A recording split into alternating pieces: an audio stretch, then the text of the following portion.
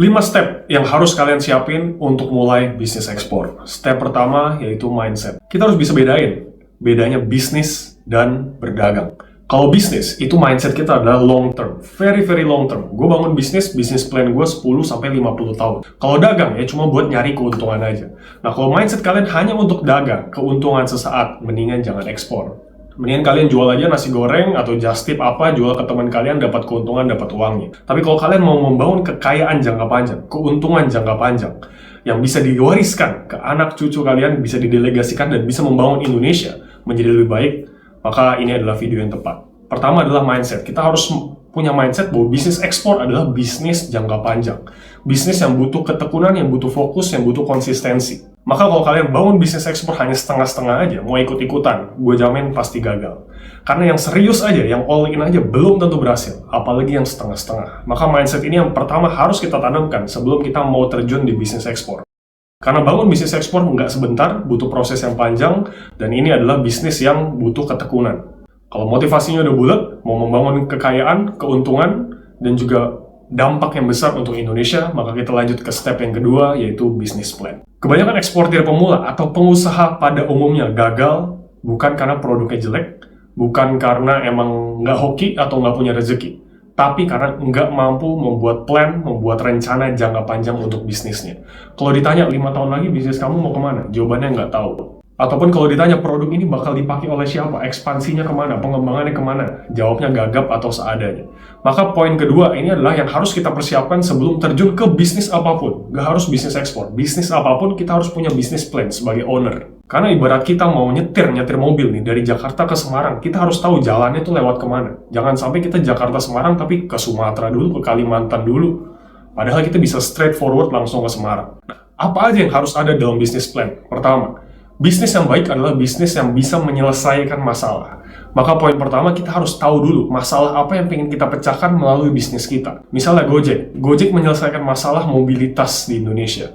Misalnya gue di Persatuan, gue bangun perusahaan namanya PT Persatuan Komoditas Indonesia. Gue ingin memecahkan masalah bahwa buyer di luar negeri itu kesulitan mencari supplier di Indonesia yang bagus. Maka gue sebagai trading company, walaupun gak punya pabrik, gue pengen semua buyer yang beli sama gue itu mendapatkan supply yang terbaik, mendapatkan barang terbaik, dan bisa mendapatkan keuntungan jangka panjang. Maka itu value proposition, problems dan solusi. Dan ini juga harus kalian tahu, kalian bangun perusahaan, ekspor, apapun itu produknya, apa masalah yang ingin kalian pecahkan dan solusinya melalui perusahaan kalian. Dan itu harus di statement, harus ditulis dengan jelas. Nah, setelah ketemu problem dan solusinya, kita harus tahu value proposition, apa yang membedakan, nilai tambah apa yang dimiliki perusahaan kita yang membedakan dengan perusahaan-perusahaan lain.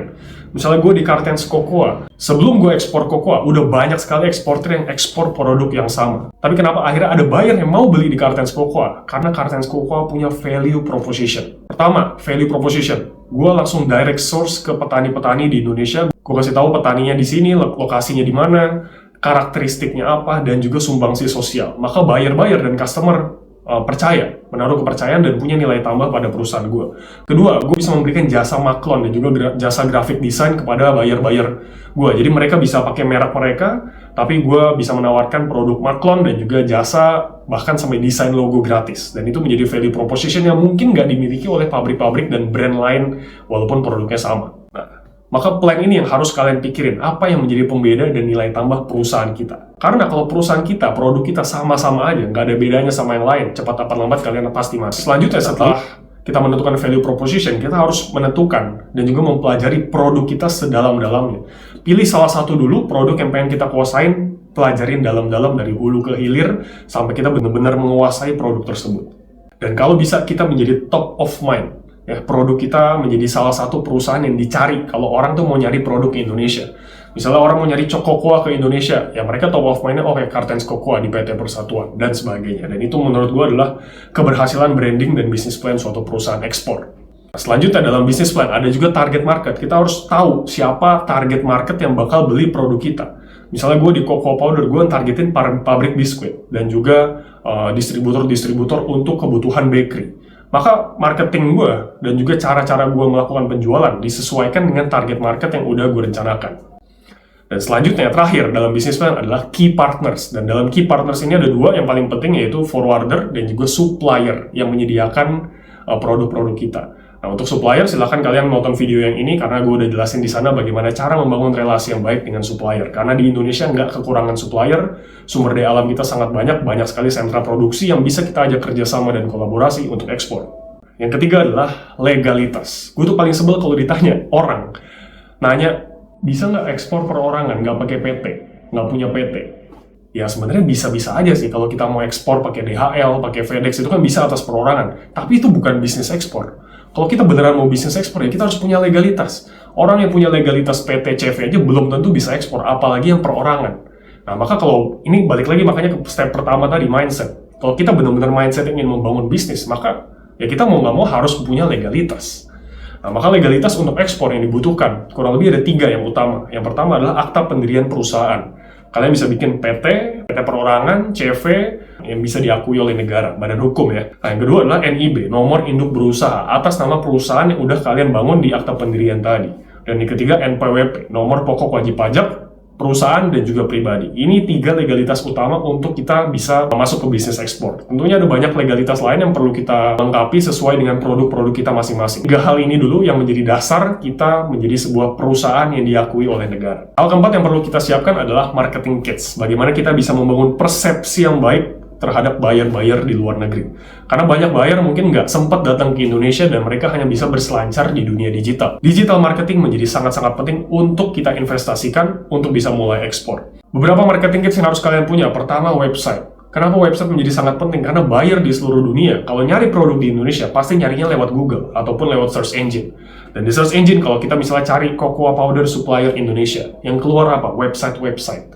Maka kalau kita bisa punya website dengan search engine optimization yang baik, itu akan sangat membantu kita untuk dikenali buyer, membangun persepsi, dan akhirnya bisa menciptakan penjualan. Selanjutnya adalah sosial media. Kalian bisa bangun YouTube, akun Instagram, Facebook, LinkedIn, atau apapun itu. Pada intinya semakin banyak perusahaan kita terekspos di dunia digital, akan semakin besar kemungkinan buyer menemukan dan mengetahui produk kita. Selanjutnya kalian juga bisa membangun e-commerce ya, khususnya e-commerce internasional. Kalau kalian pengen menjangkau buyer di luar negeri seperti Amazon, Shopify, untuk bisa menjangkau buyer di luar negeri sekaligus cari buyer langsung dari sana. Itu adalah marketing kits. Ini menjadi sangat penting karena kita akan meng-approach buyer-buyer di luar negeri secara digital. Maka kita sebagai perusahaan pun harus punya jejak digital. Gimana caranya buyer mau percaya sama kita, dikontak secara digital, tapi kita nggak punya jejak digital. Sebaik apapun data buyer yang kita punya, buyer nggak akan ada yang mau bertransaksi dengan kita. Maka marketing kits menjadi investasi yang sangat luar biasa untuk kita miliki sebagai perusahaan ekspor di era digital ini. Nah, selanjutnya baru cari buyer. Jangan baru punya produk, baru punya supplier, langsung cari buyer. Marketing kits nggak punya, buyer nggak akan ada yang mau percaya. Buyer itu pinter-pinter, terutama buyer bisnis ekspor yang beneran, itu kuantitasnya besar, mungkin mereka udah main di produk tersebut, udah berbisnis di produk tersebut lebih lama dari umur kita. Buyer-buyer gue di cocoa banyak juga yang udah bisnis cocoa lebih dari 30 tahun, sedangkan usia gue baru 20-an. Sebagai penjual, kita harus benar-benar memahami produk yang kita jual dan juga membangun persepsi sedemikian rupa supaya perusahaan kita tuh terlihat profesional, terlihat kredibel untuk diajak kerjasama untuk berpartner dengan customer-customer kita di luar negeri. Bagaimana cari buyer udah gue bahas di banyak video gue. Pada intinya kita harus tahu siapa buyer kita, dan juga dengan membangun marketing kits yang kita punya, kita akan bisa mendapatkan buyer dengan sangat-sangat mudah. Nah, terakhir, sekali lagi gue tekankan bahwa bisnis ekspor itu prosesnya panjang. Butuh namanya grit, daya tahan, konsistensi, dan juga fokus. Orang yang udah konsisten, fokus, dan berdaya tahan aja mungkin berhasilnya lama, setahun, 2 tahun, apalagi yang baru sebulan gak dapat bayar lalu menyerah. Nah, itu bukan mental pengusaha namanya. Maka kita sebagai pengusaha, kita harus bisa berdaya tahan, fokus, evaluasi terus-menerus. Jadi kalau misalnya kita email 100, nggak ada yang balas, jangan malah menyalahkan keadaan, wah gimana nih nggak ada yang balas dan sebagainya. Tapi evaluasi kenapa nggak ada yang balas, jangan-jangan target marketnya salah, atau email yang kita susun kurang profesional dan sebagainya. Maka itu yang harus kita persiapkan untuk memulai bisnis ekspor. Siapin dengan fokus, dengan matang, dengan serius, all in ya. Jadi jangan mulai bisnis ekspor tapi setengah-setengah. Bisnis ini adalah bisnis yang serius. Kalau kalian bisa maksimalkan, serius, fokus, gue yakin kalian akan jadi eksportir sukses suatu hari nanti.